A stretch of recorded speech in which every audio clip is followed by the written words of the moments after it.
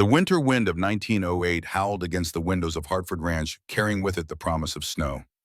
Inside the great room, a fire crackled in the stone hearth, casting dancing shadows across walls lined with photographs spanning half a century. Cole Hartford sat in his leather chair, a blanket across his lap, his 72 years evident in the silver of his hair, but not in the sharpness of his eyes. Across from him, his grandson Samuel shifted in his seat, 16 years old, and hungry for stories the way young men always are. The boy had been watching the snow gather on the windowsill, but now his attention turned to his grandfather. "Grandpa," Samuel said, his voice carrying that particular quality of youth trying to sound older than its years. "You always say Thanksgiving is the most important day of your life, but you never tell us why." Cole studied his grandson for a long moment. The fire popped, sending sparks up the chimney. Outside, the snow fell heavier, now fat flakes catching the lamplight as they drifted past the window. It looked exactly like that night, exactly like the night everything changed. "Sit down, boy," Cole said, his voice still strong despite his age. "This is a story about a foolish man who nearly threw away his second chance at living." Samuel leaned forward, eager. Cole closed his eyes, and when he opened them again, he was no longer seeing his grandson, but another time, another version of himself. His voice dropped lower, taking on the cadence of a man stepping back through the corridors of memory. "It was Thanksgiving Eve, 1883, 25 years ago. I was 47 years old, and I had been dead for 5 of them." The fire crackled. Samuel waited, and Cole Hartford began to tell the story of the night someone knocked on his door. The long oak table could seat 20. Cole Hartford set it for one. His hands moved with the precision of ritual, placing the single china plate at the head of the table where he had sat for 23 years. One fork, one knife, one crystal glass for water. The sterling silver caught the lamplight gleaming against the polished mahogany wood. Everything was perfect. Everything was in its place. Everything was wrong. November dusk pressed against the tall windows of the dining room, turning the glass into mirrors that reflected back his solitary preparations. The house was immaculate. Floors swept clean, dishes washed and stacked, furniture dusted. Every surface bore the mark of Mrs. Chen's tireless care, the Chinese housekeeper who had maintained this house through grief and silence and the slow erosion of hope. Cole moved through the rooms like a ghost haunting his own life. The dining room opened into a parlor where a grand piano sat silent, its keys untouched for 5 years. Beyond that, a library with 2,000 books lined the walls, their spines straight and orderly, collecting dust that spoke of knowledge unshared. Upstairs, 6 bedrooms waited in the darkness, their beds made with precision, their doors closed against memory. This was Hartford Ranch, 50,000 acres of Montana grassland, 5,000 head of cattle, and a house built for a family that no longer existed. Cole returned to the kitchen where Mrs. Chen had prepared the Thanksgiving feast before he had sent her home to her own family in town. The roasted turkey sat golden on its platter, mashed potatoes steamed in a porcelain bowl, stuffing fragrant with sage, cranberry sauce dark as blood in a crystal dish, green beans, fresh bread, 2 pies cooling on the counter, their crusts latticed with care. Enough food for a celebration, for 20 people, for a family, for ghosts. He carved the turkey with slow, deliberate strokes. The blade scraped against bone, the sound echoing in the vast silence of the kitchen. His hands were steady. They had always been steady. Even when his world had fallen apart, even when he had buried his wife and both his children in the space of 7 days, his hands had remained steady. It was his heart that had died. Cole plated his food, the portions generous but meaningless. He had learned that hunger was not about emptiness of the stomach, but emptiness of the soul, and no amount of food could fill that particular void. Still, he went through the motions because that was what the living did. They ate, they breathed, they moved through the hours between dawn and darkness, marking time until time itself ran out. He carried his plate to the dining room and set it at the head of the table. 20 empty chairs surrounded him, their carved backs like silent witnesses to his isolation. The chandelier above, imported from Boston at enormous expense, cast its crystalline light across the feast. Catherine had loved that chandelier. She had stood beneath it on their wedding night, her face glowing with joy, and promised him that this house would always be full of life. He had believed her then. Cole sat down. The chair that had been his for 23 years creaked slightly under his weight. He bowed his head and lips moving in a silent grace he no longer believed reached anywhere beyond the ceiling. The words were habit, not faith, but he spoke them anyway because Catherine would have wanted him to. When he opened his eyes, his gaze fell on the mantel across the room. There among the silver candlesticks and the carved wooden clock his father had given him, a photograph lay face down. He had turned it that way 5 years ago, and he had never turned it back. Some mornings he forgot it was there. Other mornings it was the first thing he saw. The only thing he saw, and those were the mornings when the weight of breath itself seemed too much to bear. He forced himself to eat. The turkey had no taste. The potatoes might have been dust. He chewed mechanically, swallowed, repeated. This was survival, not living. But he had forgotten the difference. Through the window, the first snow of the season began to fall. Fat flakes drifted down from a darkening sky, catching lamplight as they passed. They fell soft and silent, blanketing the world in white, covering everything with the illusion of purity. Winter was coming early this year. Dutch had mentioned it that afternoon when he had come to invite Cole down to the bunkhouse where 30 ranch hands were celebrating with whiskey and songs and the rough camaraderie of men who worked hard and laughed harder. Boss Dutch had said, standing in the doorway with his hat in his weathered hands, "You can't spend another Thanksgiving alone. The boys would be honored to have you." Cole had refused with the same cold politeness he had perfected over 5 years of isolation. "I'm fine, Dutch. Go take care of the men." Dutch had stood there a moment longer, 60 years old, and loyal as the sunrise, his eyes holding a concern that Cole could not accept. Then he had nodded and left, and Cole had been alone again. The way he wanted, the way he deserved. Now sitting at his table in his empty house, Cole forced down another bite of turkey and wondered as he did every Thanksgiving if this was all there was, if this was all there would ever be. The wind picked up outside, rattling the shutters. Snow swirled against the glass. The temperature was dropping fast. Anyone caught out in this weather would be in trouble by nightfall. Cole's fork paused halfway to his mouth. He set it down slowly. In the vast silence of Hartford Ranch, he heard something that should not have been there. Footsteps, climbing the porch steps, hesitant, stumbling slightly on the third step that had been loose for 2 years. Then came the knock. 3 sharp raps against the heavy oak door. Urgent, desperate. Cole froze. His hand gripped the edge of the table until his knuckles went white. No one came here. Not anymore. The town had learned over 5 long years to leave Cole Hartford alone. His isolation was respected, his grief a barrier more effective than any fence. Even Dutch knew better than to disturb him once he had been dismissed. So who would be knocking now as darkness fell and the storm gathered strength? The knocking came again, louder this time, more insistent, a rhythm that spoke of desperation, of need of someone at the end of their rope and grasping at any possibility of salvation. Cole remained seated. Every instinct screamed at him to ignore it, to let them go away. To let them find help somewhere else, anywhere else. He had done his time helping people. He had opened his home, and his heart and loss had been his reward. He would not do it again. He could not do it again. But the knocking came a third time, and something in its cadence, the pleading quality that transcended sound and became pure human need, made his feet move against his will. He stood, walked to the door. His hand trembled as it reached for the handle, a tremor that had nothing to do with cold and everything to do with fear. Fear that opening this door would crack the careful walls he had built. Fear that whoever stood on the other side would bring chaos into his ordered emptiness. Fear that he might be forced to care again. Cole Hartford opened the door. A woman stood on his porch swaying.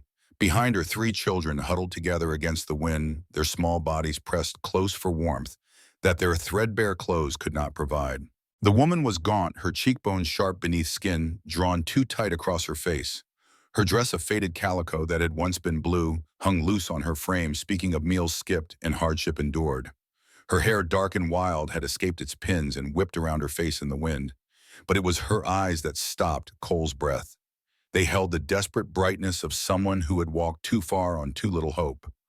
Someone who had knocked on this door knowing it might be their last chance. The children were worse. The oldest, a girl of perhaps 8, tried to stand straight, tried to look brave, but her lips were colorless and her eyes too large in her thin face. A threadbare shawl wrapped around her shoulders offered no protection against the Montana winter. She held the hand of a boy younger, maybe 6, who shivered violently in a coat that had been patched so many times it was more thread than fabric. His teeth chattered audibly. And clinging to the woman's skirt with small fists, a tiny girl no more than 3 stood silent. No crying, no complaining, just the enormous brown eyes of a child too young to understand their situation, but old enough to know that something was terribly wrong. Those eyes. Cole's breath caught in his throat. Those eyes were the exact color of Abigail's. The same warm brown, the same shape. For one terrible, beautiful moment, time collapsed, and he was looking at his daughter, Bagan, his baby girl who had died in his arms while he begged God for mercy that never came.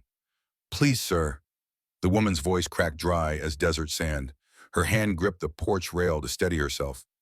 "My children haven't eaten in 2 days. I saw your light from the road. I'm begging you." The little girl looked up at him with those brown eyes, Abigail's eyes, and something inside Cole Hartford's chest, something that had been frozen solid for 5 winters, felt the first hairline fracture. His hand tightened on the doorframe until pain shot through his knuckles. Every carefully constructed wall screamed at him to close the door, to protect the emptiness he had built brick by brick, grief by grief, until he was safe behind ramparts that nothing could breach, to send them away before they could finish what that first crack had started. The snow fell harder now, accumulating on the porch, on the woman's shoulders, on the children's heads. "Please," the woman whispered. Her voice broke on the word. "Anything you can spare. We won't trouble you. Just please." Cole's throat closed. His mind raced through calculations, justifications, excuses. He had food for days. The house was too big. They would leave tracks. People would know. His isolation would be compromised. His carefully maintained grief would be disturbed. The little girl's lips were turning blue. "Come in." The words came out rough, unused to kindness. His voice sounded strange to his own ears, as if someone else had spoken through his mouth. The woman stared at him, disbelieving. Her lips trembled. Tears gathered in her eyes but did not fall, as if she had cried herself dry weeks ago and had nothing left. "Sir, I couldn't possibly—" "I mean it." Cole said, his tone harder, now brooking no argument. "Now before you all freeze to death on my porch." She ushered the children inside with gentle hands, murmuring encouragement. They moved like ghosts, silent and careful, afraid to take up space, afraid that any noise might make this opportunity vanish. Snow melted from their clothes onto his clean floor, leaving dark patches on the polished wood. The boy's teeth chattered louder in the warmth. The little girl buried her face in her mother's shoulder, overwhelmed. Cole closed the door. The wind howled outside, shut out now.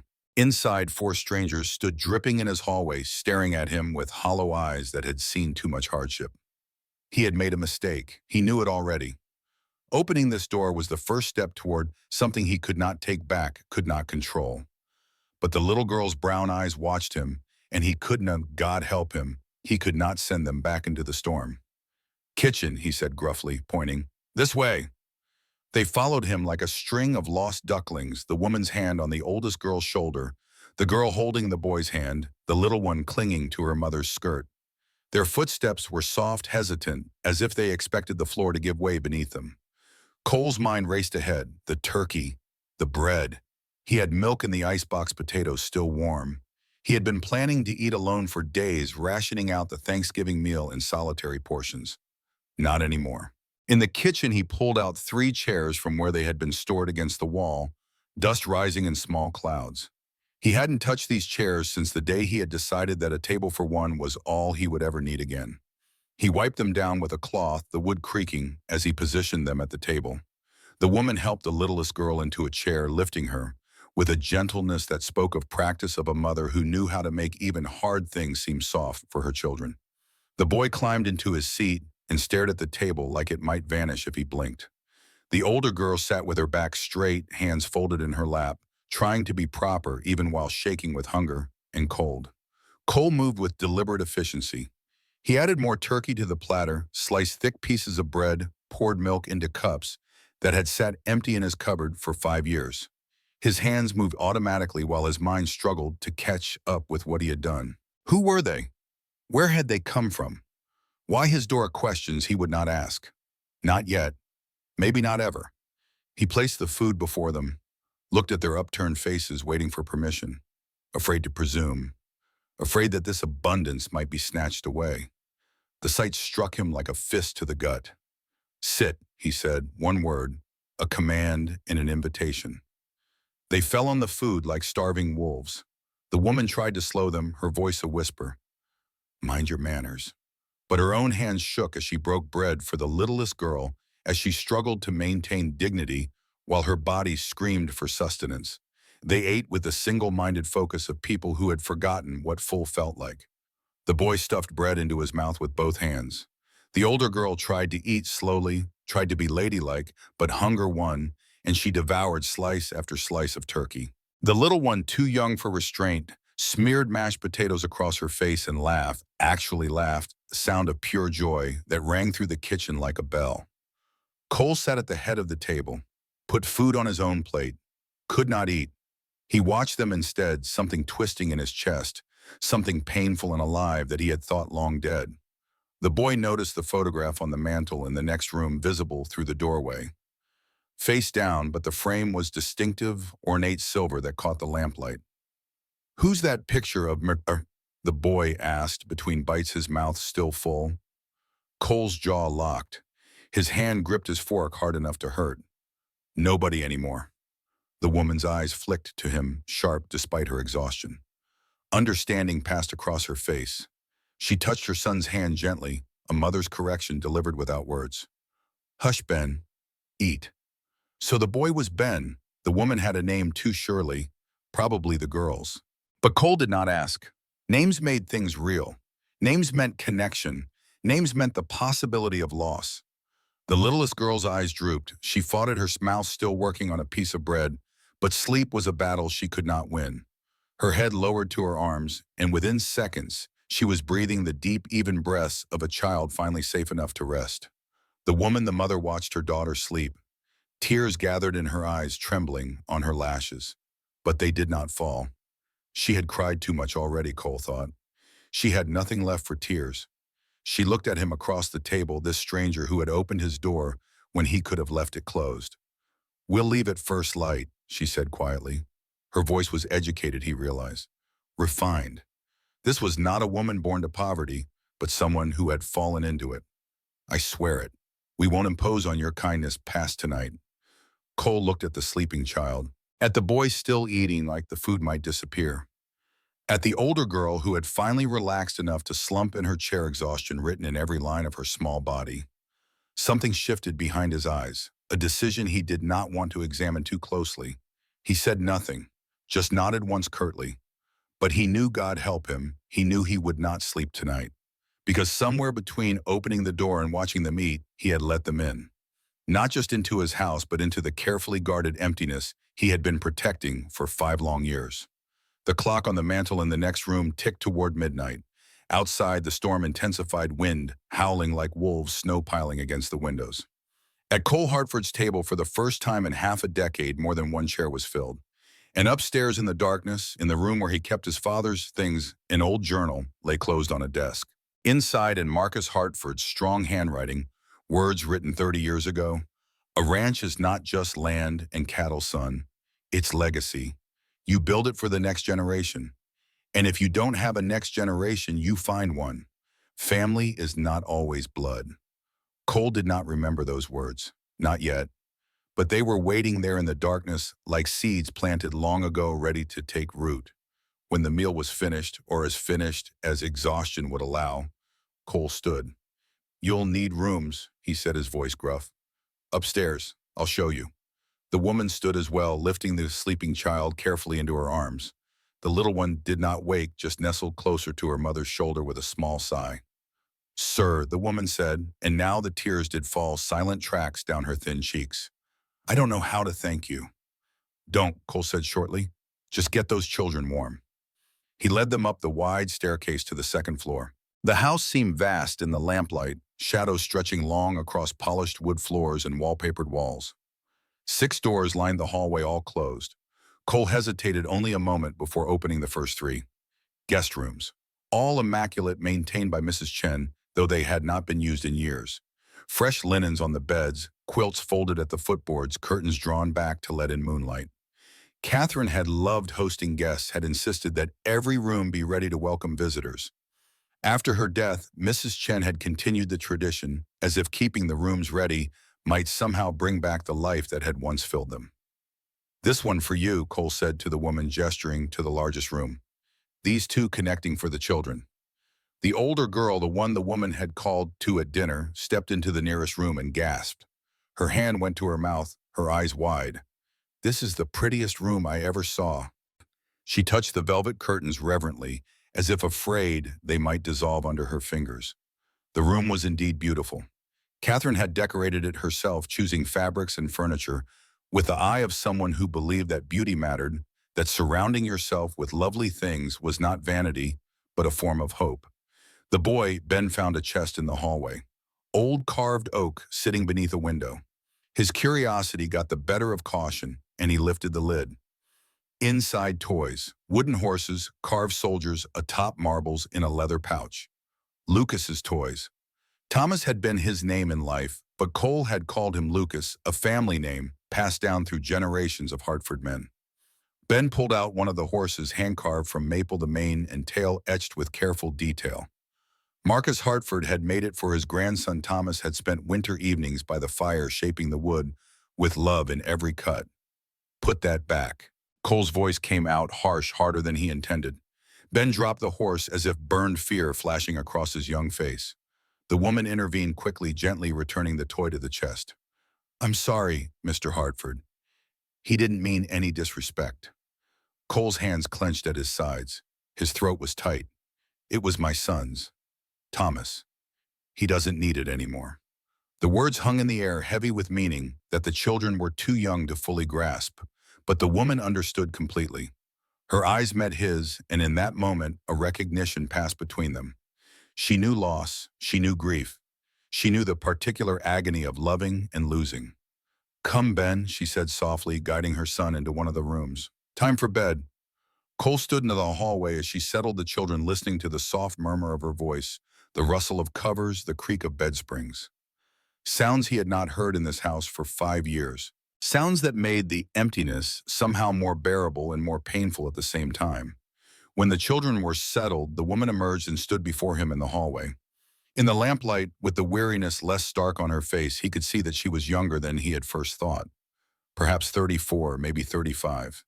Pretty in the way of women who have known hardship but retained grace. Her hands, he noticed, were rough with calluses but moved with elegance. "Mr. Hartford," she said quietly, "I owe you the truth of who we are and why we came to your door."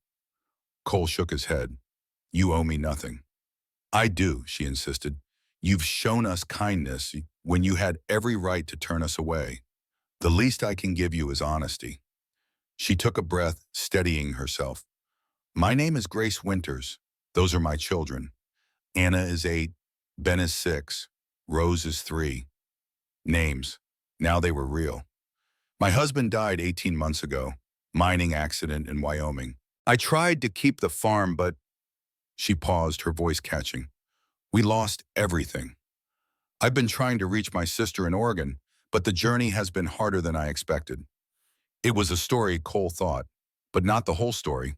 There was something else, something she was not saying. He could see it in the way her eyes did not quite meet his and the tension of her shoulders. But he did not press. Everyone had secrets. Everyone had things they could not speak aloud. "The storm should clear in a few days," he said. "You'll stay until then." "Mr. Hartford, I couldn't possibly." "You'll stay," he said firmly. "That's final. I won't have your deaths on my conscience." Wow. Grace studied his face for a long moment. Then she nodded, accepting. "Thank you," she whispered. She turned to go into her room, then paused, looking back at him. "Your wife and children," she said gently. "What happened?"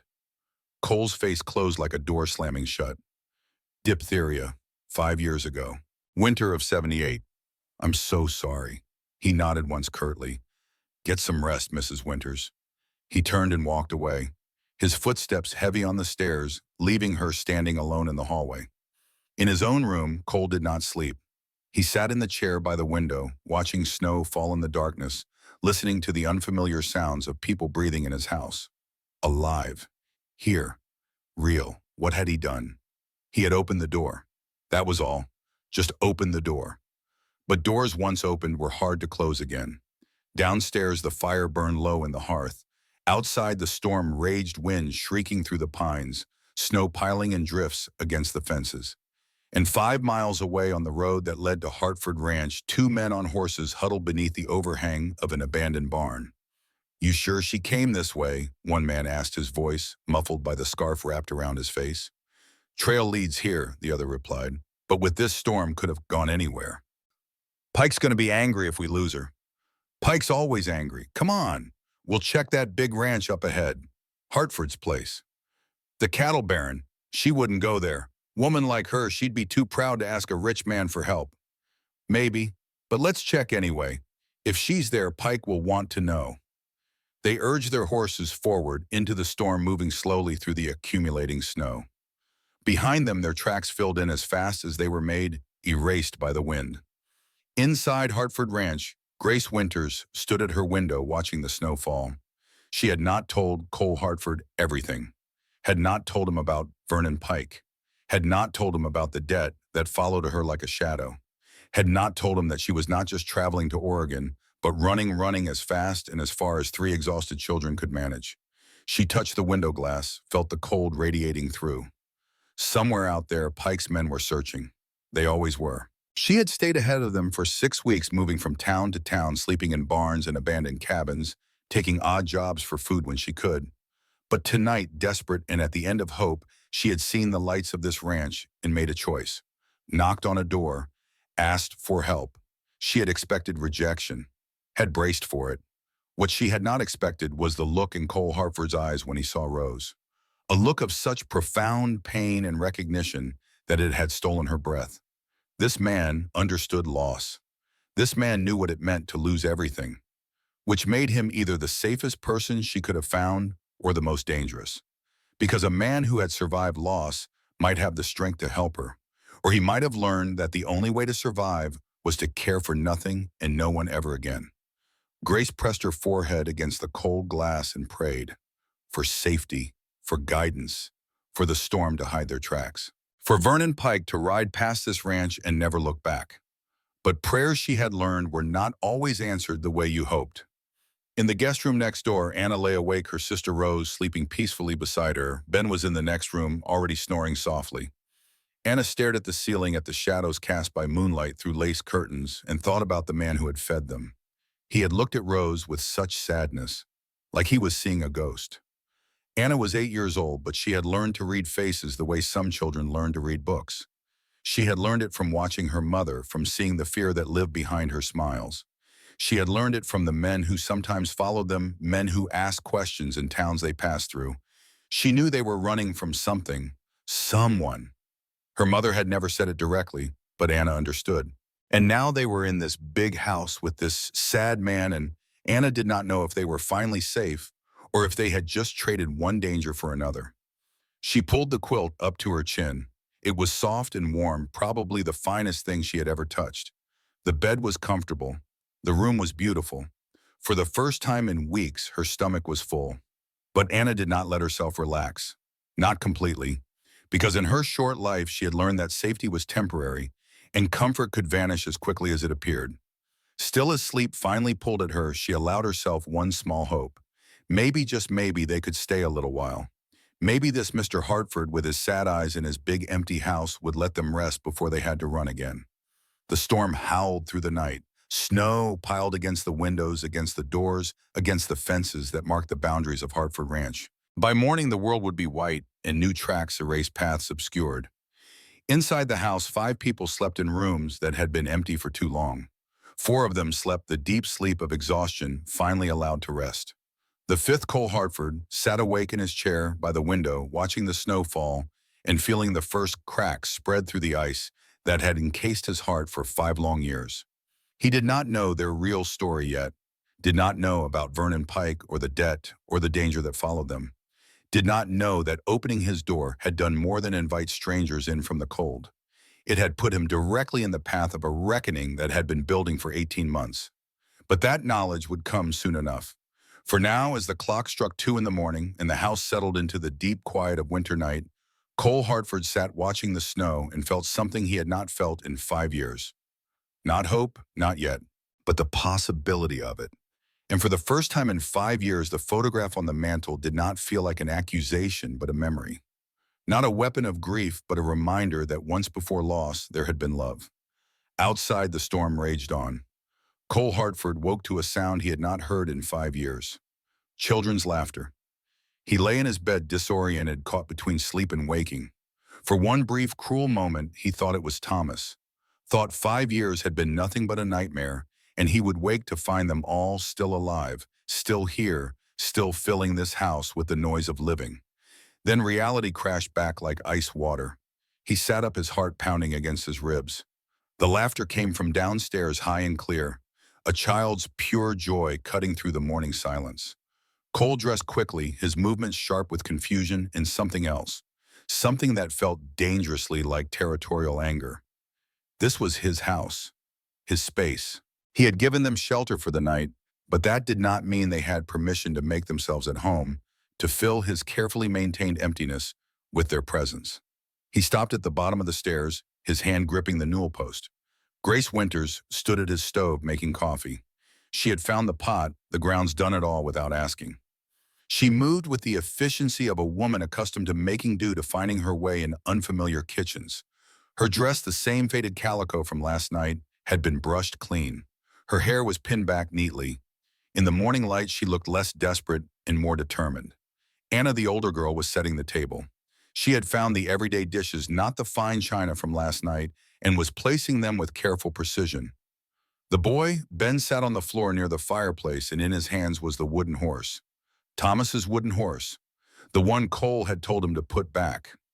Cole's chest tightened. "Was this yours, Mr. Hartford?" Ben looked up at him, holding the carved toy with careful hands, as if it were made of glass. There was no defiance in his face, only curiosity and something that looked like wonder. Cole's throat went dry. "It was my son's." The words came out rougher than he intended, harsher. Ben's face fell. He started to return the toy to where he had found it, his movements quick with fear of having done wrong. "Thomas," Cole heard himself say. The name felt strange on his tongue after 5 years of silence. His name was Thomas. He was 6 when he could not finish, did not need to. Ben looked up at him again, this time with understanding far beyond his years. "I'm sorry about Thomas, Mr. Hartford." Something in Cole's chest cracked wider. He cleared his throat. "It's just a toy, should be played with." Ben's face lit up like sunrise. He made the horse gallop across the floor, adding sound effects, bringing life to something that had been static for too long, normal, alive. Everything this house had not been for years. Grace appeared at Cole's elbow, 2 cups of coffee in her hands. She offered him one. "I hope you don't mind," she said quietly. "I couldn't sleep, and I thought—" "It's fine," Cole said, taking the cup. The coffee was good, strong, made the way he liked it, though he had no idea how she could have known that. They stood in an awkward silence for a moment, sipping coffee, watching the children. Rose was awake now, sitting at the table, her small legs swinging as Anna helped her with a napkin. "The storm," Cole said. "I need to check how bad it is." He moved to the window, pulled back the curtain. What he saw made his jaw tighten. White, everywhere. Snow had piled in drifts against the house, against the barn, against every structure on the ranch. The world had been erased, replaced with a blank canvas that would take days to clear. The wind still howled, though not as fiercely as last night. This was not a storm that would pass quickly. The door opened. Dutch Calloway stamped snow from his boots and stepped inside, bringing a blast of cold air with it. His weathered face was red from the wind, his mustache crusted with ice. "Boss," he said, pulling off his hat. Then he saw the family in the kitchen. His eyebrows rose. "Travelers?" Cole said quickly. "Caught in the storm." Dutch's eyes moved from Grace to the children and back to Cole. A slow smile spread across his face. "Sure, boss. Travelers." The way he said it made clear he did not believe a word. "Storm's bad, worst I've seen in a decade. We're snowed in proper. 4, maybe 5 days before we can get to town." 5 days. Cole's stomach dropped. 5 days of this. 5 days of children in his house of laughter and noise and life disrupting the careful order of his grief.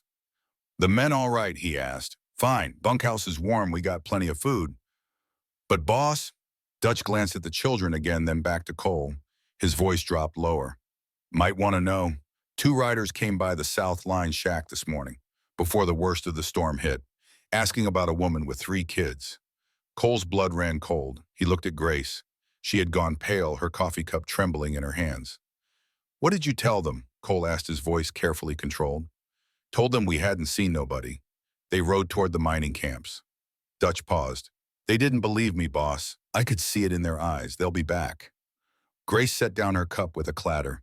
We have to leave. Today. I won't bring danger to your door, Mr. Hartford.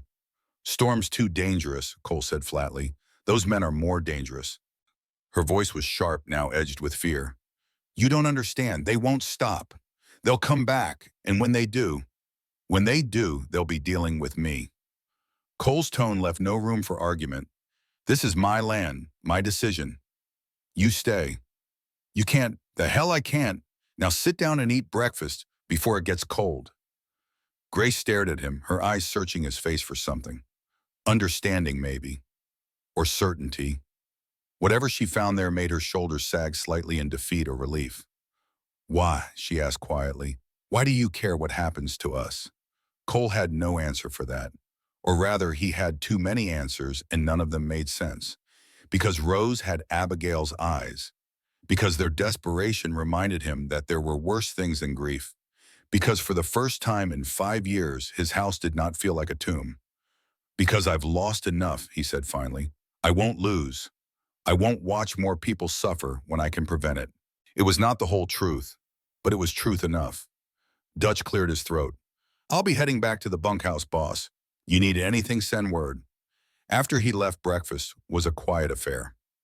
The children ate with less desperation than last night, but no less appetite. Cole watched them, these strangers who had somehow become his responsibility in the space of 12 hours. After breakfast, Ben approached him with the tentative hope of a child testing boundaries. Mr. Hartford, could you show me the horses? Anna hissed at him. Ben, don't bother, Mr. Hartford. But Cole surprised himself. I've got time. Come on, boy. Grace's eyes widened. Mr. Hartford, you don't have to. I know, Cole said. He looked at Ben. Bundle up. It's cold out there.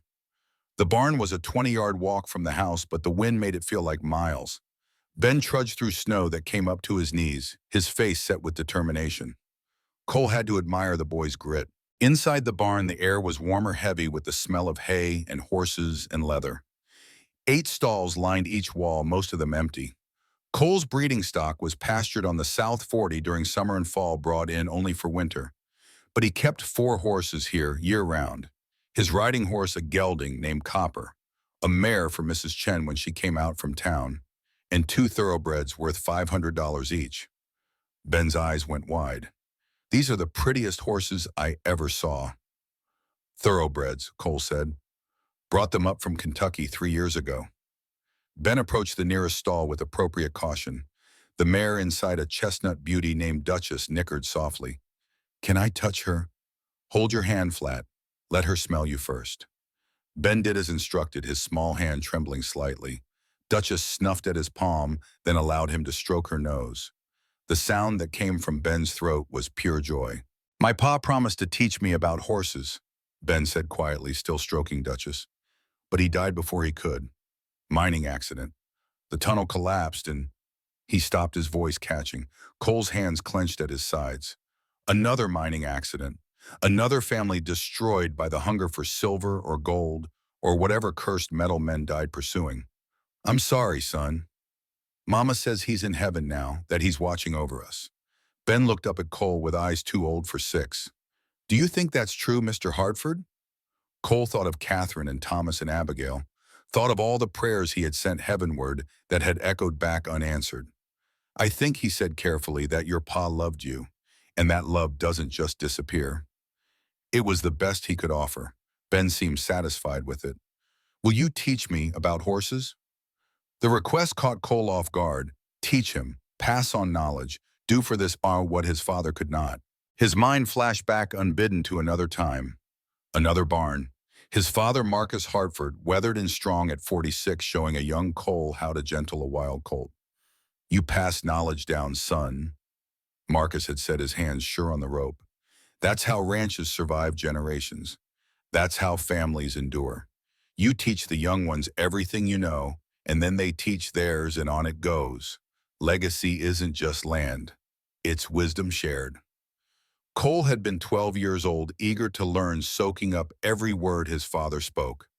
Now standing in this barn with another man's son, looking up at him with hopeful eyes, Cole felt the weight of his father's words settling on his shoulders like a familiar coat. "All right," he heard himself say. "I'll teach you, while you're here." Ben's grin could have lit the whole barn. Cole spent the next hour showing Ben the basics: how to approach a horse, how to read their body language, how to brush them, starting at the neck and moving back. Ben listened with fierce concentration, his small hands careful on the brush as Cole guided him through grooming Duchess. "Gentle but firm," Cole instructed. "Let her know you're in charge, but you're not going to hurt her. Like this. Just like that, you're a natural." When Ben successfully completed his first full grooming, his whoop of triumph echoed in the rafters. "I did it, Mr. Hartford. Did you see I did it?" Something in Cole's chest squeezed tight. He remembered Thomas making that same sound when he had learned to saddle his own pony. Pride and joy mixed together in a child's voice. "You did fine," Cole said, his voice gruff. "Real fine. Now let's get you back to the house before your mother worries." As they walked back through the snow, Cole glanced toward the barn door and saw Dutch standing there watching. The old foreman nodded slowly, approval written in his weathered face, then turned and walked away. Inside the house, they found Grace in the library. She stood before the shelves, her head tilted to read the spines, her expression one of hunger. Not physical hunger this time, but something deeper. Intellectual starvation. Anna sat nearby, already deep in a book. "Your daughter found the library," Cole observed. Grace turned startled. "I'm sorry, she loves reading. We had to leave our books behind when we—" She stopped, caught herself. When they ran, Cole thought. When they fled, whatever they were fleeing. "She can read them," Cole said. "All of them, if she wants." Anna's head snapped up, her eyes wide. "Really, all of them?" "Don't see why not. They're just sitting there collecting dust." "We had a library," Anna said softly, "back home. Not as big as this, but Mama used to read to us every night." Her voice dropped lower. "Before we had to leave." Grace's hand went to her daughter's shoulder, a gesture of comfort and warning. "Do not say too much." But Cole was already putting pieces together. A woman with education and refinement, children who knew books and manners, a husband who died in a mining accident, a desperate flight that had left them walking through winter with nothing but the clothes on their backs. They were not just traveling to Oregon. They were running. And those men Dutch had mentioned, the ones asking questions, they were not coincidence. Someone was hunting Grace Winters and her children.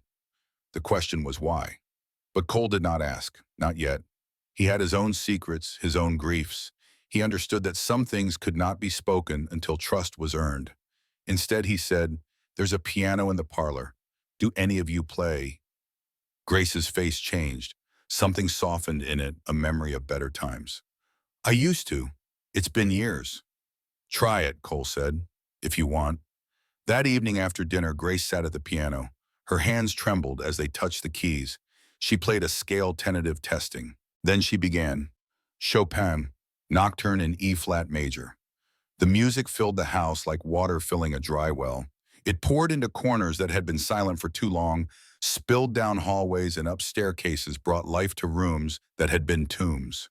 Cole stood in the doorway, his eyes closed, his hands gripped tight on the doorframe. Catherine had loved Chopin, had played this exact piece on evenings when the ranch work was done and the house was quiet. He had stood in this same doorway, watching her fingers move across the keys, watching her face glow, with the simple joy of making something beautiful. Tears tracked down his face. He did not try to hide them.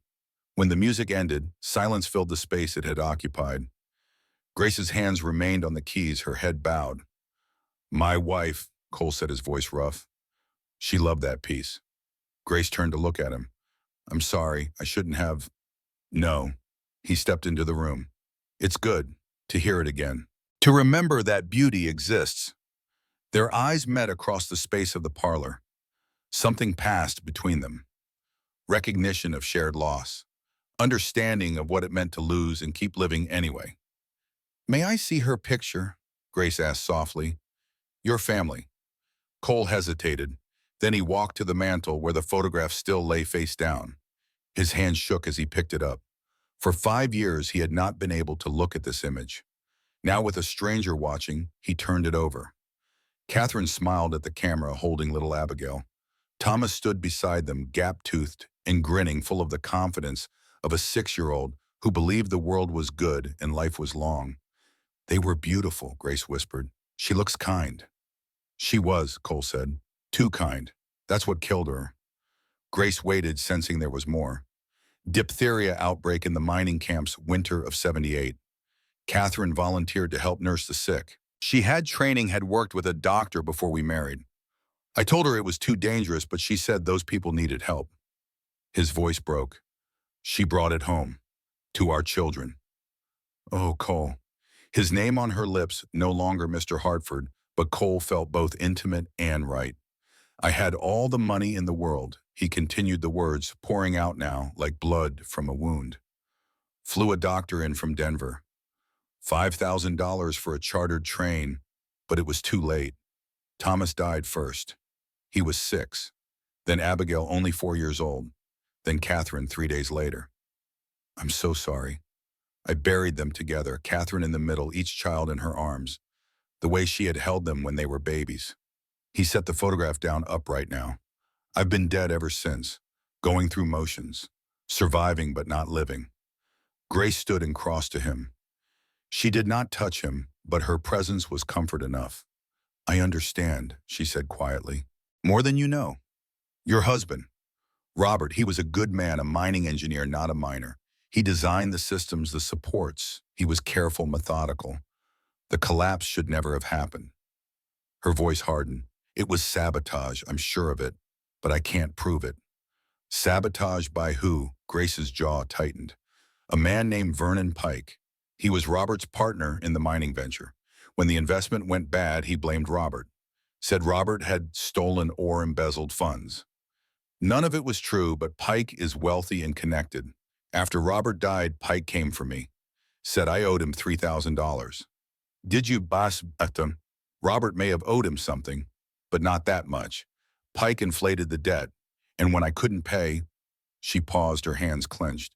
He threatened to take my children, sell them as indentured servants to recoup his losses. It's legal in Wyoming territory under certain circumstances. Cole's blood went cold. He threatened your children. I ran, took them in the night and ran. We've been moving for 6 weeks, staying ahead of his men. They nearly caught us in Helena, again in Butte. When I saw your lights last night, I was desperate. I had nowhere else to go. Now it made sense. The fear in her eyes, the way she had looked at Dutch when he mentioned the men asking questions. She was not just traveling. She was hunted.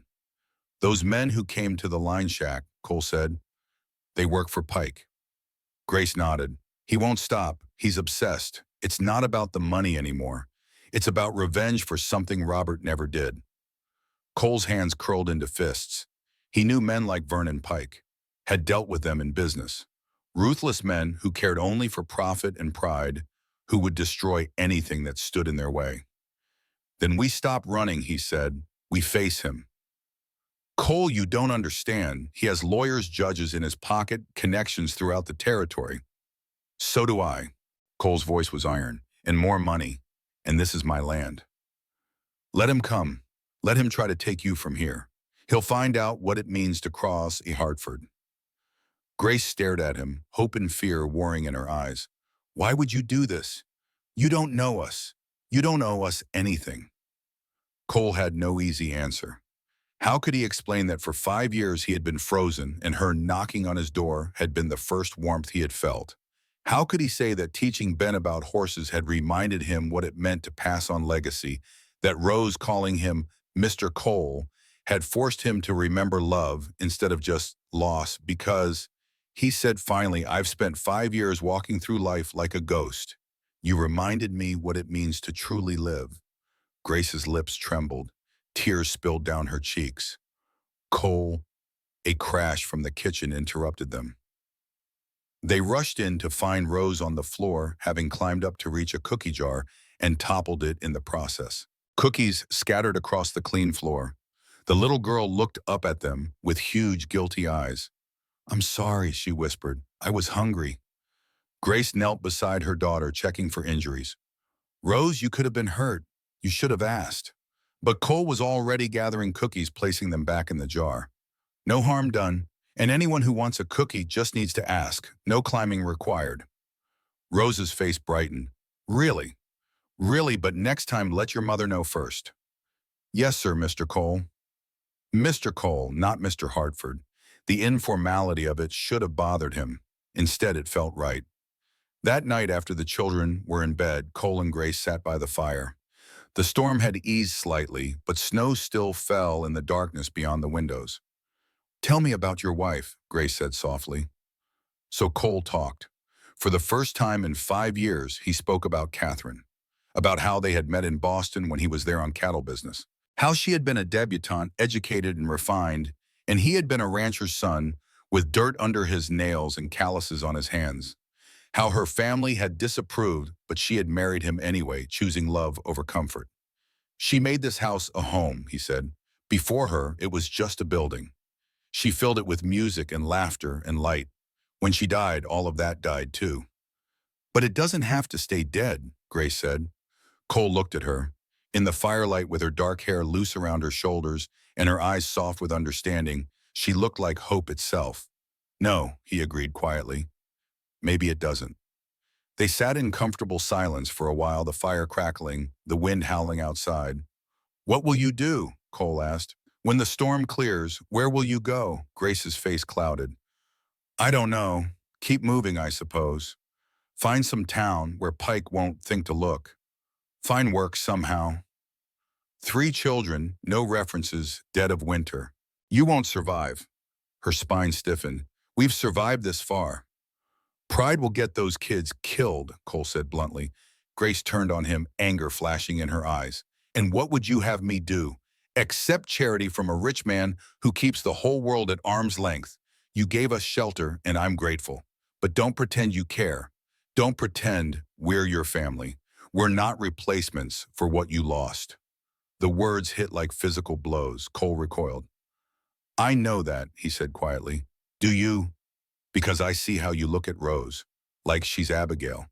How you teach Ben like he's Thomas. We're not them, Cole. We can never be them."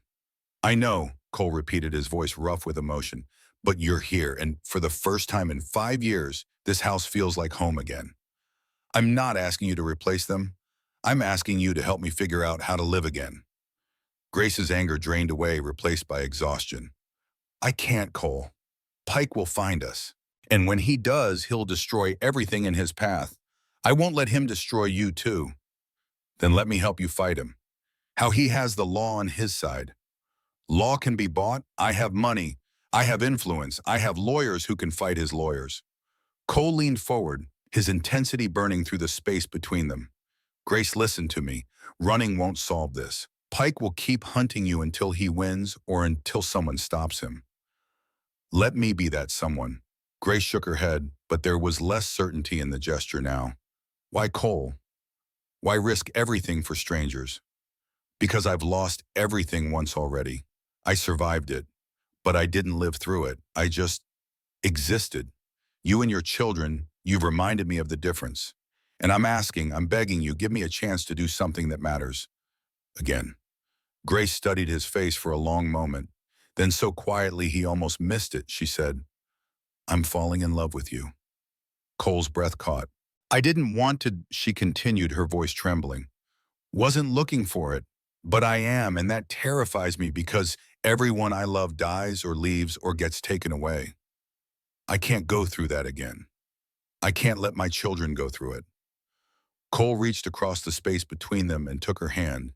It was small in his, calloused and strong. "I'm terrified too," he admitted. "Loving Catherine destroyed me when I lost her. For 5 years I've told myself I could never risk that again. But Grace, I think the alternative is worse. I think living without love, living without connection, living without hope, that's not living at all. It's just waiting to die." Tears spilled down Grace's cheeks. "What if Pike wins? What if he takes everything?" Then we'll face it together. But I won't let you run anymore. I won't let you face this alone. Grace pulled her hand back, stood abruptly. I need to think. I need to. She fled upstairs, leaving Cole alone by the dying fire. He sat there until the flames burned down to embers, until the cold crept in through the walls, until the house settled into the deep silence of midnight. His mind churned with possibilities and plans. Pike, the threat, the law. There had to be a way to protect Grace and her children. There had to be a way to make them safe. But even as he thought through strategies, another part of his mind kept returning to her words. I'm falling in love with you. When had that happened? Somewhere between the knocking and the coffee and the piano and 1,000 small moments of shared understanding. Or had it been instantaneous the moment he had opened the door and seen a woman fighting to save her children? Cole Rose climbed the stairs to his room. He did not sleep. Instead, he sat by his window and watched snow fall in the darkness and thought about love and loss and the terrifying courage it took to risk your heart again. Upstairs in her room, Grace stood at her window and watched the same snow. Her children slept in the rooms nearby, safe and warm for the first time in weeks. Below Cole Hartford sat awake a man who had offered her protection and possibly something more. She wanted to accept. God, how she wanted to accept. To stop running. To let someone else carry the burden for a while. To allow herself to feel safe. But safety was an illusion. She had learned that when Robert died, when Pike had come with his threats and his lawyers, when she had been forced to flee in the night with nothing but her children and the clothes on their backs. Still the temptation whispered to her, stay, trust him, let him help, let yourself love and be loved. Grace pressed her forehead against the cold glass and prayed for wisdom she did not possess. Outside 5 miles away in a crude shelter at the edge of Hartford's land, 2 men huddled around a small fire. We'll check the ranch proper tomorrow, one said. Storm's easing. Hartford will have to venture out eventually. And if she's there, then we send word to Pike. He'll want to handle Hartford personally. Rich man thinks he can interfere in Pike's business. He'll learn different. They settled in to wait patient as wolves, knowing that eventually their prey would show themselves. Inside Hartford Ranch, 5 people slept. 4 of them dreamed of safety and warmth and the possibility of home. The 5th, Cole Hartford, dreamed of Catherine and Thomas and Abigail, but for the first time in 5 years, the dream did not end in darkness. It ended with a knock on a door and the door opening and light spilling out into the storm. Dawn broke cold and clear, the storm finally spent. The world was white and pristine, unmarked snow stretching to the horizon. It was the kind of morning that promised new beginnings or final endings, depending on which side of fortune you stood. Cole woke with purpose. He had made his decision in the night. Grace Winters and her children would not run anymore. Not while he drew breath. Not while Hartford Ranch stood. He dressed and went downstairs to find Grace already in the kitchen making breakfast. Their eyes met. Something had changed between them in the night. Some invisible line had been crossed. Good morning, she said softly. Morning. He poured himself coffee. Grace, I've been thinking. So have I. There's a way to protect you legally, a way that Pike can't touch. She turned from the stove, hope and fear mingling in her expression. How? You work for me, officially, as household manager.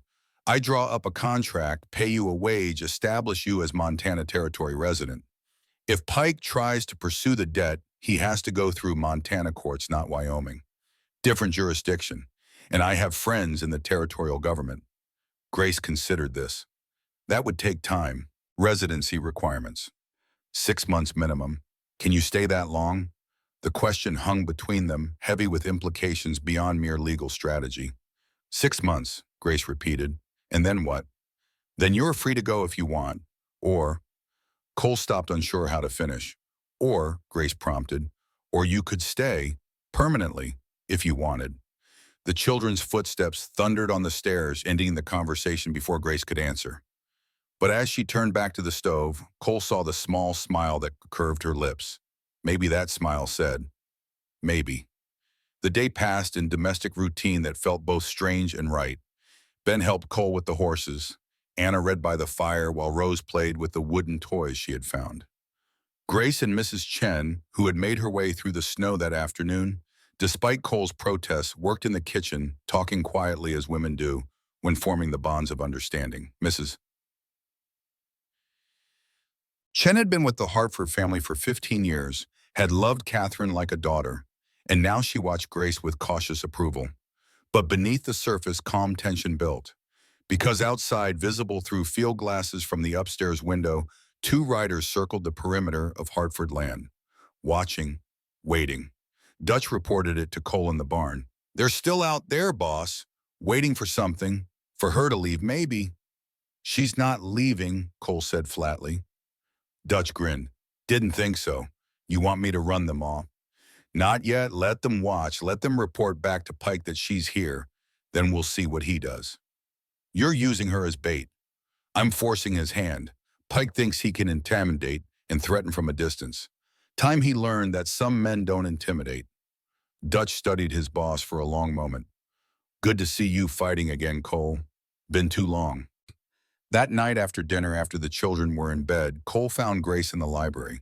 She stood before the shelves, but he could tell she was not really seeing the books. "They're still out there, aren't they?" she asked without turning. "Pike's men." "Yes." "So it's starting. The moment I feared." Cole crossed to her, stood close enough to feel her warmth. "Let it start. I'm ready." Grace turned to face him. In the lamplight, she looked younger than her 34 years, but her eyes held the weight of all she had endured. "I've decided," she said. "I'll take your offer. The position, the contract. 6 months. And after we'll see if we're all still alive." She tried to smile, but it came out bitter. "We will be," Cole promised. "I swear it." Grace reached up and touched his face, her fingers gentle on his cheek. "Don't make promises you can't keep, Cole Hartford." "I never do." They stood there in the quiet of the library, two damaged people trying to believe that maybe, just maybe, they could build something from the ruins of their losses. Outside, the moon rose over Hartford Ranch, casting silver light across endless snow. The two watchers remained at their post, patient and cold, waiting for the moment to strike. And 5 miles beyond them in the town, a telegram arrived for Vernon Pike. 3 words that would change everything. "She's at Hartford's." The telegram reached Vernon Pike at his hotel in Butte City at precisely 9 o'clock in the evening. He read it 3 times, his jaw tightening with each pass, his knuckles white around the thin paper. "She's at Hartford's." 3 words that ignited a fury he had been nursing for 18 months. Pike was a man who believed in order, in debts paid, in accounts settled. Robert Winters had died owing him money, or so Pike told himself in the dark hours when doubt crept in. The mine collapse had been unfortunate, perhaps even tragic, but business was business. The widow should have paid, should have understood that obligations did not die with the debtor. Instead, she had run. And now she had run straight into the protection of Cole Hartford, the wealthiest cattle baron in Montana Territory. A man whose influence stretched from Helena to Washington, whose friends included senators and judges and territorial governors. Pike crushed the telegram in his fist. Hartford thought his money made him untouchable, thought he could harbor fugitives and face no consequences. The fool had no idea what he had invited into his home. "Clem," Pike's voice cut through the hotel room like a blade. His man appeared in the doorway, hat in hand. "Boss, get the men together. All of them. We ride for Hartford Ranch at dawn." Clem's eyes widened. "Boss, Hartford's got 30 men on that ranch, all armed, and he's connected. You sure you want to? I don't pay you to question me." "Get the men." After Clem left, Pike stood at the window staring out at the winter night. His reflection stared back a man of 45 who looked older, worn down by obsession and the gnawing certainty that the world had wronged him. Robert Winters had been his partner, his friend once. But when the mining venture had failed, when investors had started asking questions about missing funds, Robert had looked at Pike with suspicion in his eyes, had started keeping separate books, had been preparing to expose Pike's creative accounting. The mine collapse had been convenient, too convenient. Pike sometimes wondered if Robert had known in those final moments, as the timbers gave way, that his partner had weakened the supports deliberately. But that was in the past. What mattered now was that Grace Winters knew too much, suspected too much, and she had run before Pike could silence her permanently under the guise of debt collection. Now Hartford stood in his way. So be it. Pike would crush them both. He poured himself a whiskey and began planning his next move.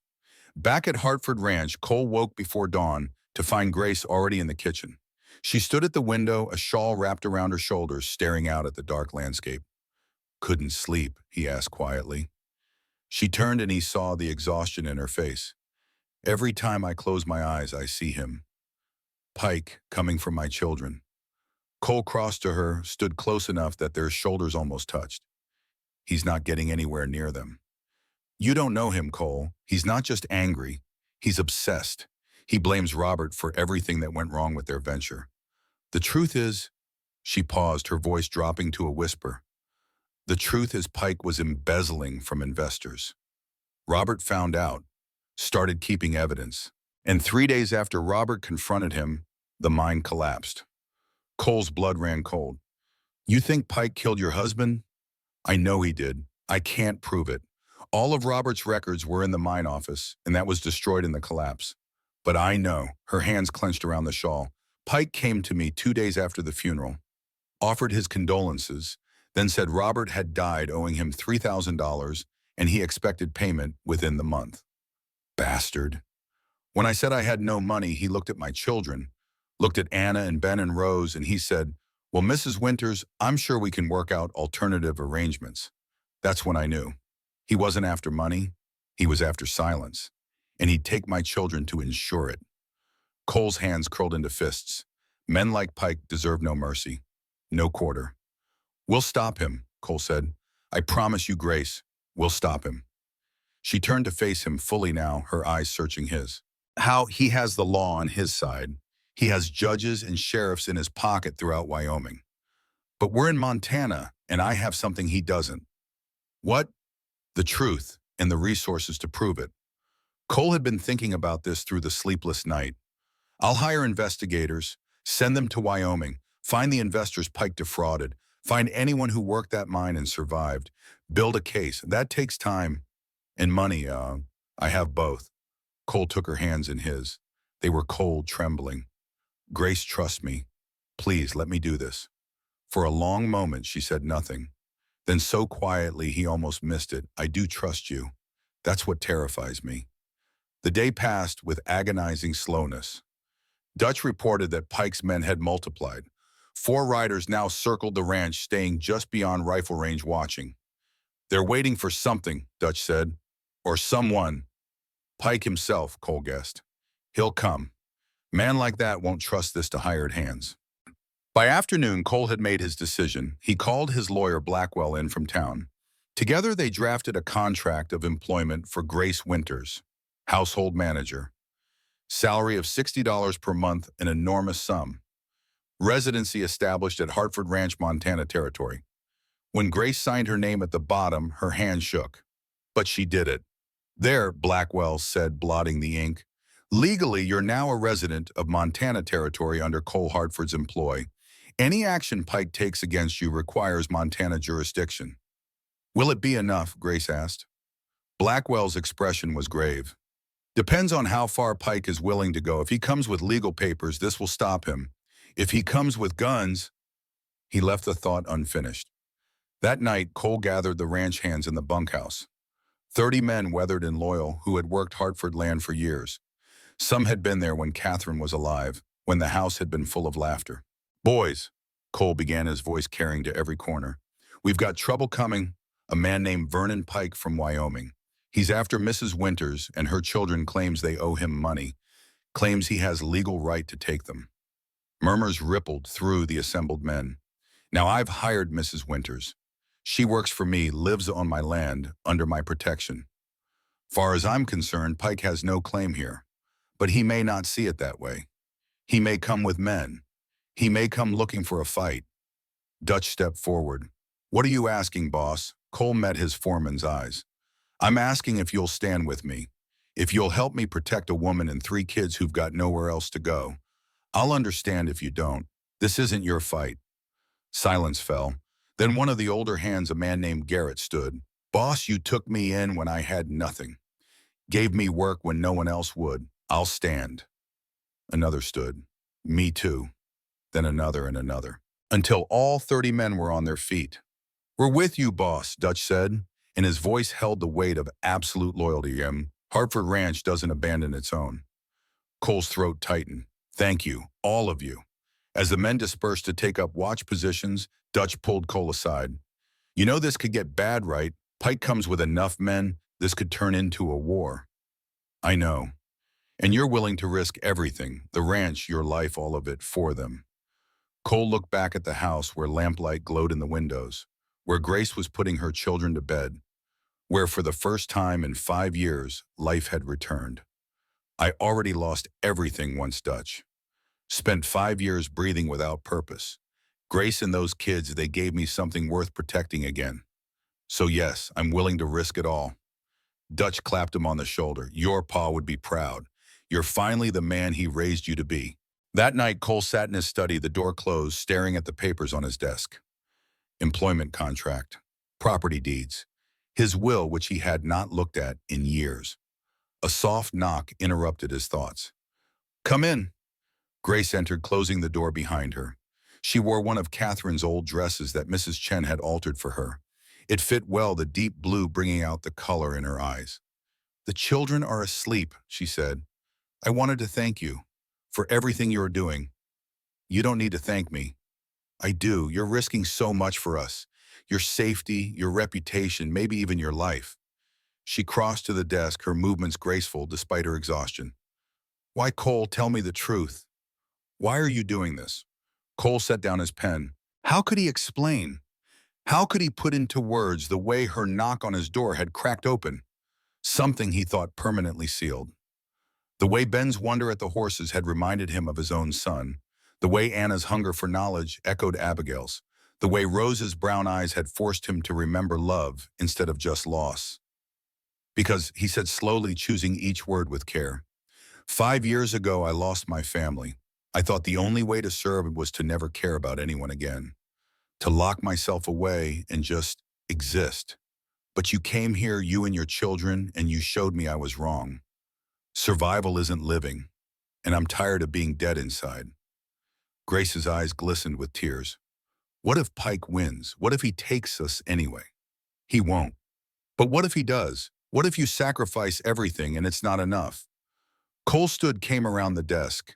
He took her hands in his, held them tight. Then at least I'll have tried. At least I'll have fought for something that matters. Grace, I loved Catherine with everything I had. When she died, it destroyed me. But these past days with you, with your children, I've realized something. Love is worth the risk, always, because the alternative, living without love, living without connection, that's not living at all. I'm so scared, she whispered. So am I. Of losing you. The words came out raw, honest. Grace, I'm falling in love with you. Maybe I already have. And that terrifies me because I know what it means to lose someone you love. But I can't stop it. Don't want to stop it. She looked up at him, tears streaming down her face now. I love you too. God help me, I do. But Cole, everyone I love dies or leaves or gets destroyed. I can't watch that happen to you. Then don't watch. Stand beside me. Fight with me. Let's face this together. For a moment, she just stood there trembling. Then she pulled her hands from his step. I need to tell you something. About Pike, about Robert's death. She took a shaky breath. The mine collapse wasn't an accident. Pike arranged it. I'm almost certain. Robert had evidence of Pike's embezzlement, was planning to go to the authorities. 3 days later, the mine collapsed with Robert inside, and all his records were destroyed. Did you tell anyone? Who would believe me? Pike is wealthy, connected. I'm just a widow with no proof and every reason to lie. Her voice broke. So I ran, took my children and ran because I knew if I stayed, we'd all end up dead too. Cole's mind raced. Murder, embezzlement. This was far worse than simple debt collection.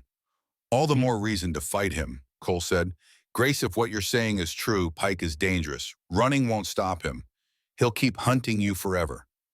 The only way to end this is to face him, expose him. How dare? We find proof. We find the investors he defrauded. We find anyone who knows the truth about that mine collapse. We build a case so strong that even his bought judges can't ignore it. Grace shook her head. That could take months, years even. Then we take months, years, however long it needs. Cole stepped closer to her again. Grace, I'm asking you to stay, not just for 6 months, permanently. Marry me. She stared at him, shocked. What? Marry me. Be my wife. Let me adopt your children legally. As my wife and my children, that you'll have every protection I can offer. Pike can't touch you then. Cole, you can't marry me just to save me. I'm not. He cupped her face in his hands. I'm marrying you because I love you. Because in the span of 5 days, you've brought my dead heart back to life. Because when I look at you, I see a future instead of just a past. Because I want to wake up every morning and see your face. Because I want to teach Ben everything my father taught me. Because I want to fill Anna's mind with every book in that library. Because when Rose calls me Papa, I want it to be real. Cole, her voice broke on his name. I know it's fast. I know we barely know each other.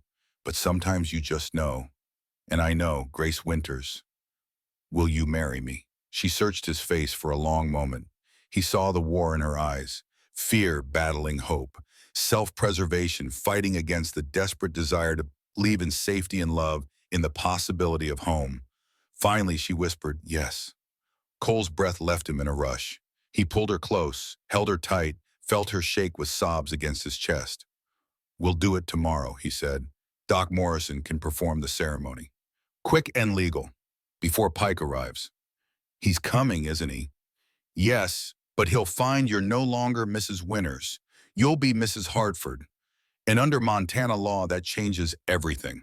And they stood there in the study holding each other as the clock ticked toward midnight, as outside the temperature dropped and the watchers kept their vigil. And somewhere on the road from Butte, Vernon Pike rode through the darkness with 15 armed men at his back. The wedding took place the next afternoon in the library surrounded by books and winter sunlight. Doc Morrison officiated with Dutch and Mrs. Chen as witnesses. The children stood beside them, Anna holding Rose Ben standing straight and serious in his too small jacket. Grace wore one of Catherine's dresses, altered by Mrs. Chen's quick hands. It was simple, ivory-colored, elegant. Cole wore his best suit, the one he had not worn since Catherine's funeral. The ceremony was brief, no frills, just the essential words that bound two lives together. Do you, Cole Hartford, take Grace Winters to be your lawfully wedded wife? I do. Do you, Grace Winters, take Cole Hartford to be your lawfully wedded husband? Grace's voice trembled, but held firm. I do. Then by the power vested in me by Montana territory, I pronounce you husband and wife. Cole kissed her gently, a promise sealed. When they broke apart, Anna was crying. Ben grinned. Rose clapped her hands and shouted, Mama married Mr. Cole. After the ceremony, Blackwell produced adoption papers. Cole signed them with steady hands. Then Grace signed. Anna, Ben, and Rose were now legally Hartford children. Protected. Safe. His. It's done, Blackwell said, gathering the papers. I'll file these with the territorial court immediately. As of this moment, Mrs. Hartford and her children are under your legal protection. Pike has no claim. Will he accept that? Dutch asked. Depends on how reasonable he is and how much he values his own skin. Blackwell looked at Cole. You're prepared for this to get ugly. I am. That night they held a small celebration. Mrs. Chen had prepared a feast. The ranch hands came up from the bunkhouse, toasted the new couple with whiskey, welcomed Grace and the children into the Hartford family with genuine warmth. Cole stood at the head of the table, Grace beside him, and felt something he had not felt in 5 years. Wholeness, as if pieces of himself that had been scattered were finally coming back together. Later, after the children were in bed, after the guests had departed, Cole and Grace stood together on the porch. The night was cold and clear, star brilliant overhead. What happens now? Grace asked. Now we wait. Pike will come, and when he does, we'll be ready. Are you scared? Terrified, Cole admitted, but not of Pike, of losing this, of losing you. Grace leaned against him. Then we'll be terrified together. They stood there in the cold, two damaged people who had found each other in a storm, who had chosen to fight rather than run, who had decided that love was worth the risk. Inside the house in the rooms upstairs, 3 children slept safely. Anna dreamed of books and learning. Ben dreamed of horses and wide Montana skies. Rose dreamed of nothing at all, just slept the deep sleep of a child finally truly safe. And in the master bedroom, the room Cole had occupied alone for 5 years, two beds had been pushed together. A small gesture, but one heavy with meaning. No longer separate, no longer alone. Tomorrow would bring Pike, would bring confrontation and possibly violence, would test every promise Cole had made. But tonight, Hartford Ranch was home, was family, was everything worth fighting for. The next morning broke cold and bright. Cole woke early, slipped from the bed, careful not to wake Grace, and went downstairs. Dutch was already in the kitchen, coffee brewing. "They're coming," Dutch said without preamble. "Ryder just brought word. 15 men heavily armed. Pike at the lead. They'll be here by noon." Cole nodded. He had expected this. "The men ready, positioned around the property. We've got high ground, better numbers, and we're defending. But boss, if Pike wants a war, people are going to die. Then we make sure he doesn't want a war. We meet him with strength, but we offer him a way out, a chance to walk away. You think he'll take it?" "No, but I have to try." Grace appeared in the doorway, already dressed. "He's coming, isn't he?" Cole turned to her. "Yes." To his surprise, she did not look afraid. She looked determined. "Then I'll face him, let him see that I'm not running anymore." "Grace, I'm your wife now, Cole. This is my fight as much as yours. I won't hide while you risk yourself for me." Dutch cleared his throat. "I'll just go check on the men." He left quickly. Cole crossed to Grace, took her hands. "If things go wrong, they won't. But if they do, promise me, you'll take the children and run. Go to Blackwell in town. He has instructions." "Cole, promise me, Grace." She held his gaze, saw the fear in his eyes, the same fear she felt. "I promise." They had breakfast with the children, pretending everything was normal. Anna was quiet, sensing the tension. Ben chattered nervously about horses. Rose remained oblivious, more concerned with her eggs than with the coming confrontation. At 11:30, Dutch came to the house. "They're at the gate." Cole stood, put on his coat, checked his gun, though he hoped he would not need it. Grace touched his arm. "Cole, I love you.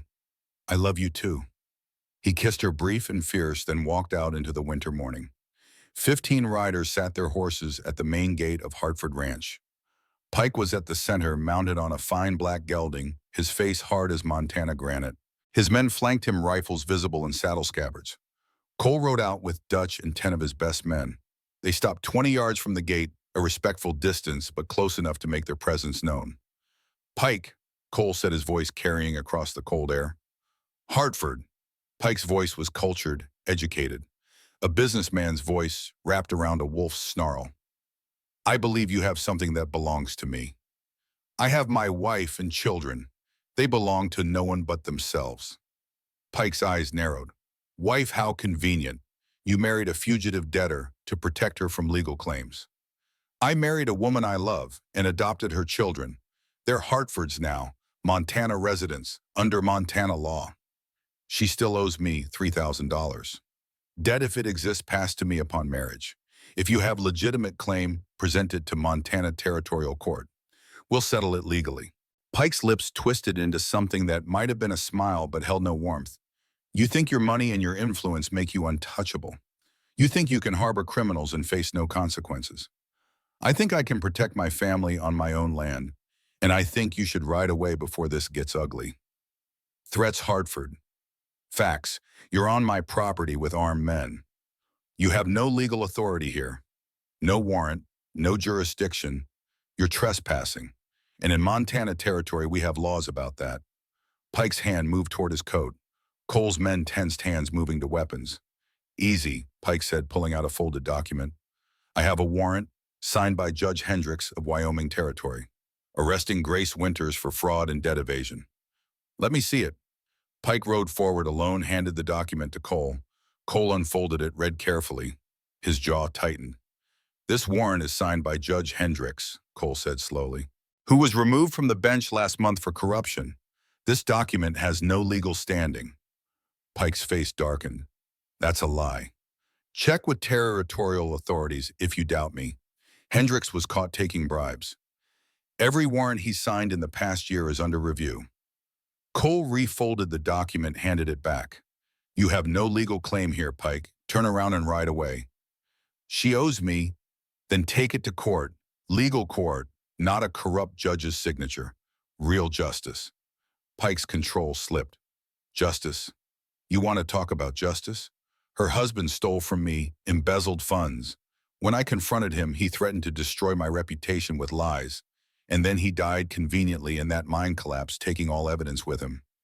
Evidence of his supposed theft, or evidence of your embezzlement from investors.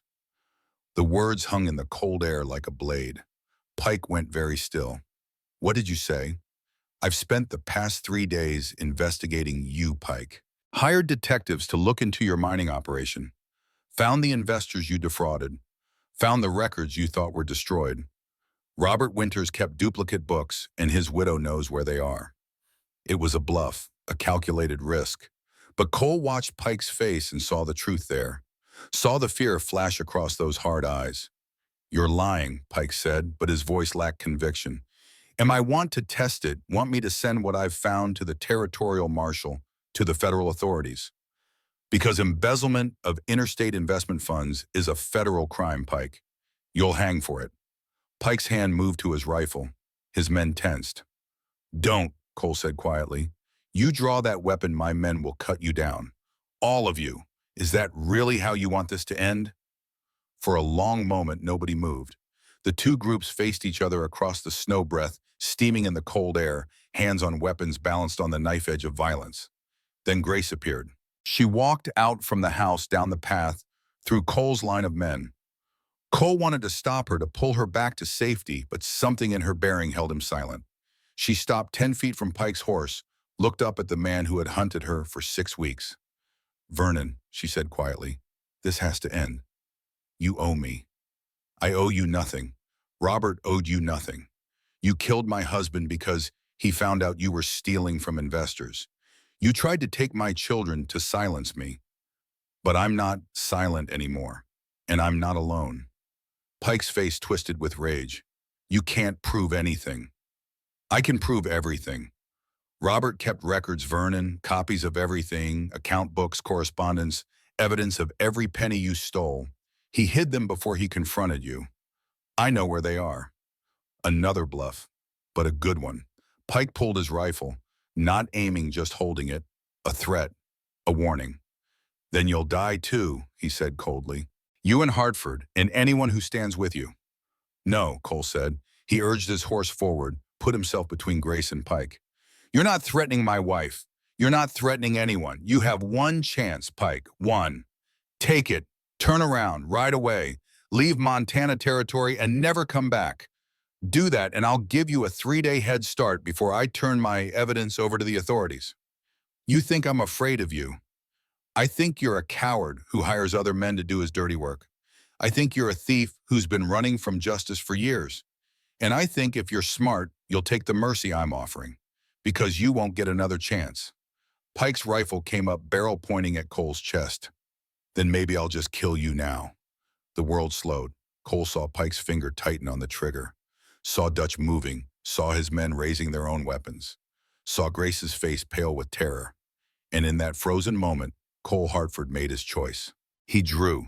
His revolver cleared leather faster than Pike could react. The shot cracked across the winter morning, deafening. Pike's rifle flew from his hands, a bullet through the stock, splintering wood. Pike's horse reared. The man tumbled backward, landing hard in the snow. His men's hands went to their weapons, but Dutch and Cole's men had them covered, 30 rifles pointed at 15. The next shot goes through you, not your gun, Cole said, his voice cold as the Montana winter. Drop your weapons, all of you, now. For a heartbeat, it could have gone either way. Then one of Pike's men dropped his rifle. Then another. Then all of them, weapons falling into snow hands, rising empty. Cole dismounted, walked to where Pike lay in the snow. The man stared up at him with pure hatred. It's over, Cole said quietly. Your hunting days are done. Montana Territorial Marshal is on his way. Dutch sent word this morning. You'll answer for your crimes in a legal court. You have no proof, Pike spat. I have enough, and more coming. Investors willing to testify. Workers from that mine who know the collapse was sabotage. Your own foreman, who's ready to talk in exchange for immunity. Another bluff, but Pike was too rattled to call it. The fight went out of Vernon Pike like air from a punctured bladder. He lay in the snow, broken, defeated. The obsession that had driven him for 18 months crumbled into dust. "Take them to the barn," Cole ordered. "Hold them until the marshal arrives." His men moved in, disarming Pike's crew, leading them away. Dutch stayed beside Cole, his rifle never wavering from Pike. Grace came to Cole's side. He put his arm around her, held her close. "Is it over?" she whispered. "It's over." She buried her face in his chest and wept. Not from fear now, but from relief. The long nightmare of running and hiding and terror had ended. Pike had lost. They had won. Cole held his wife and watched his men lead away the man who had threatened everything he loved. And he thought about his father Marcus, about the legacy of Hartford Ranch, about what it meant to protect and defend and fight for what mattered. "Your pa would be proud," Dutch said quietly. Cole nodded. "I hope so." That night, after the territorial marshal had arrived and taken Pike and his men away, after the charges had been filed and the statements given, after everything had settled, Cole sat in his library with his family. Grace beside him on the sofa, Anna reading in the chair by the fire, Ben on the floor with his wooden horses, Rose asleep in Cole's lap, her small hand clutching his vest. This was what he had fought for. This moment, this peace, this home. "What happens now?" Anna asked, looking up from her book. Cole smiled. "Now we live. We build a life together. A real life, a family." "Forever," Ben asked. "Forever," Cole promised. And as the fire crackled and the winter wind howled outside and his family sat safe around him, Cole Hartford finally understood what his father had tried to teach him all those years ago. Legacy was not just land or cattle or wealth. It was love passed down, knowledge shared, family created not just by blood but by choice. It was opening your door when someone knocked, even when every instinct screamed to keep it closed. It was choosing life over death, hope over fear, love over the safety of emptiness. Grace took his hand, squeezed gently. He squeezed back. Tomorrow they would begin the work of truly building their life together, of teaching Ben and Anna and Rose, of filling this house with the noise and mess and joy of living, of proving that second chances were real, that broken hearts could heal, that from the ruins of loss, love could grow again. But tonight they simply sat together in the warm light, a family forged from desperation and courage, in the simple act of opening a door on Thanksgiving Eve. Outside, snow began to fall again, soft and silent, covering the world in white. Inside Hartford Ranch, the lights burned bright in every window. A house that had been a tomb became a home. A man who had been dead for 5 years was finally truly alive. And in the years to come, when people asked Cole Hartford about the happiest day of his life, he would not talk about his wedding to Catherine, though he had loved her deeply. He would not mention the births of his children, though they had brought him joy. He would talk about a knock on his door, 3 sharp raps on Thanksgiving Eve, and how he had almost not answered, how he had almost let fear keep him locked away in his grief. But he had opened the door, and everything had changed. The fire in the great room had burned down to embers. Outside, the snow of 1908 fell just as it had 25 years before, blanketing Hartford Ranch in white silence. Cole Hartford, 72 years old now, sat in his leather chair and looked at his grandson Samuel with eyes that still held the sharpness of the man who had faced down Vernon Pike all those years ago. "So that's the story, boy," Cole said quietly. "That's why every Thanksgiving matters. That's why I tell you to always open the door." Samuel sat forward, his 16-year-old face intense with the story he had just heard. What happened to Pike Grandpa after the marshal took him? Hanged for murder, federal court in Helena, spring of '84. Cole's voice was matter of fact, without satisfaction or regret. Grace testified. So did 3 investors he'd defrauded. So did a mining foreman named Jack Sullivan, who admitted under immunity that Pike had paid him to weaken those support timbers. Justice took its time, but it came. "And Grandma Grace?" Samuel asked. "Anna, Ben, Rose, what happened to them?" A smile softened Cole's weathered face. "Your grandmother is upstairs right now, probably scolding your father about bringing too much wine for dinner." "My father?" Samuel blinked in confusion. "Benjamin Hartford is your father, yes, though everyone's always called him Tommy, after my son Thomas. Old habit that stuck." Cole's smile widened. "Your Aunt Anna teaches literature at the university in Helena now. Brilliant woman, published 2 books. Has a library bigger than mine. And your Aunt Rose married a rancher named James Peterson, lives 2 valleys over with 5 children of their own. You've met them all, boy. You just didn't know the story behind how they came to be Hartfords. Samuel shook his head, slowly processing. I never knew. I mean, I knew you married Grandma Grace, but I didn't know about all of it. The running, Pike hunting them, the danger. We don't talk about it much. Your grandmother prefers to remember the good parts. The beginning of our life together, not the fear that came before. Cole shifted in his chair, his joints protesting age but his spirit undimmed. But you're 16 now, Samuel, old enough to understand something important. What's that, Grandpa? Cole leaned forward, his gaze intense despite his years. Life will knock on your door, boy. Sometimes it comes disguised as hardship, as strangers, as things that scare you half to death. Sometimes it comes at the worst possible moment, when you're not ready, when you think you've got nothing left to give. He paused, letting the words settle like snow. But you open that door anyway. You always open it, because behind it might be everything you never knew you needed. Behind it might be your whole future standing in the cold, waiting for you to be brave enough to let it in. But what if it's danger? Samuel asked. What if opening the door brings to trouble like it did with Pike? Then you face it, Cole said simply. You face it with courage, with love, with whatever strength you can find in yourself and in the people who stand beside you. Because the alternative son, hiding behind closed doors and locked hearts, living in fear of what might hurt you, that's not living at all. That's just marking time until you die. A door opened downstairs. The sound of many voices flooded the house at once. Children's laughter bright and clear, the rumble of men's voices, women greeting each other with warmth, the chaos of family arriving for Thanksgiving dinner.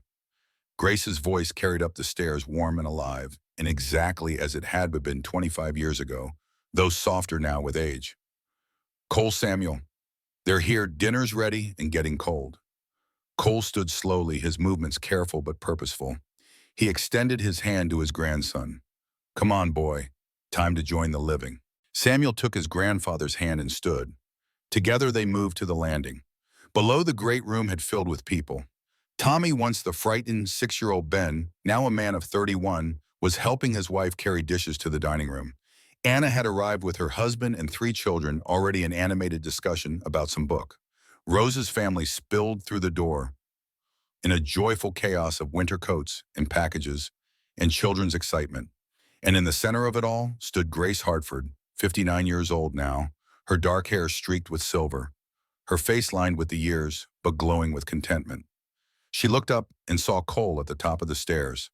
Their eyes met across the crowded room, and in that look, past 25 years of marriage, of struggle, and triumph, of children raised and grandchildren born of life, fully and gratefully lived. Are you coming down? She called up with mock sternness. Or are you going to stand there all day telling that boy stories? Just finished the important one, Cole called back, starting down the stairs. He paused halfway, his hand on the banister, and looked around at the scene below. The table that had once been set for one now groaned under dishes prepared for 30. The house that had been a tomb now rang with life and laughter. The man who had spent 5 years dead was surrounded by the family he'd gained by opening a door on a winter night. Grace came to meet him at the bottom of the stairs, slipped her hand into his as naturally as breathing. What are you thinking? She asked softly, reading him as she always had. That I almost missed all of this, he said quietly. That night you knocked, I almost didn't answer, almost sent you away. But you didn't. No, I didn't. He squeezed her hand. Best decision I ever made opening that door. She leaned her head against his shoulder for just a moment, a gesture of affection unchanged by decades. Best decision I ever made knocking on it. Grandma, one of Rose's children, a girl of 8, came running up. Uncle Tommy says there's pie. Can we have pie? Grace laughed. After dinner, sweet girl. Now go help set the table. As the child scampered off, Grace pulled Cole toward the dining room. Come on, old man, before your family eats everything without us. Our family, Cole corrected gently. Our family, Grace agreed. They moved into the warm chaos together, and Samuel followed, watching his grandparents move through their family with the ease of people who had built something beautiful from the ruins of loss. The young man stood at the edge of the celebration for a moment, letting his grandfather's story settle into his bones. He understood now. Understood why Cole Hartford always said Thanksgiving mattered. Why he talked about doors and courage and choosing life over fear. Samuel, his father called, come help your old man with this turkey. And as Samuel moved to join his family, as the house filled with the sounds of love and life, as snow fell soft outside the windows, he carried with him the lesson his grandfather had taught. A knock on the door, a choice to open it, and everything beautiful that could come after if you were brave enough to let it in. Outside Hartford Ranch, the Montana winter painted the world in white and silence. But inside, 3 generations gathered around a table bound together not by blood alone, but by courage and love, and a choice made on Thanksgiving Eve, 25 years before. Cole Hartford sat at the head of that table, his wife beside him, his children and grandchildren surrounding him, and knew that he had been given something precious beyond measure. Not just a second chance at life, but a third generation to pass the legacy to. A grandson who would remember this story, who would understand that the greatest riches had nothing to do with cattle or land or money. The greatest riches were the people you chose to love and who chose to love you back. The people you let in when they knocked. The family you built from courage and hope and the simple act of opening a door.